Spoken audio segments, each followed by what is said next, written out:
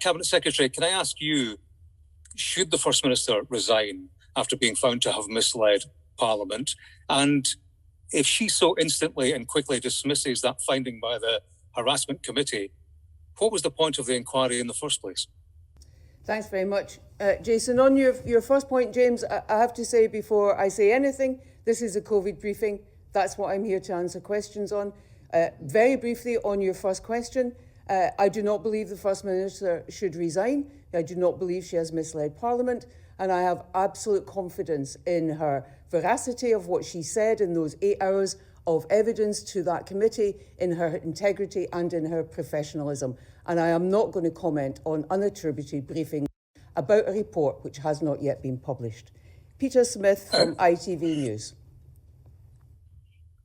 Thank you very much, Cabinet Secretary. Just again, further to that point, the parliamentary inquiry, as James Matthews there has said, was set up to try and get to the bottom of this. And if you're already dismissing findings that we're hearing from this inquiry, and the Scottish Government has dismissed findings of it, saying that it's divided on party lines and it's partisan, then what faith, if we can't have faith in the parliamentary inquiry and our First Minister has misled Parliament, what faith can the people of Scotland have in our democratic institutions? Well, Peter, let me repeat, this is a COVID briefing. I'm the Health Secretary.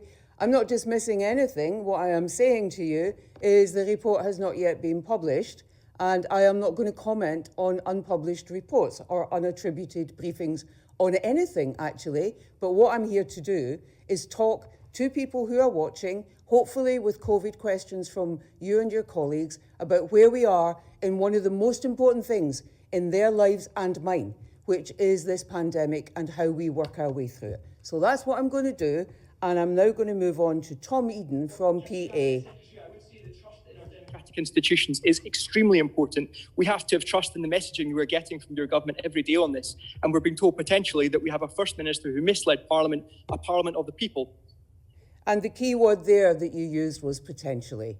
And we will know all of that when we see the report that is finally published, but most importantly, the independent report into whether or not the First Minister breached a ministerial code. Not yet published. Let's deal with those matters when they arise in the appropriate place, which frankly is not a COVID briefing. So I'm moving on now.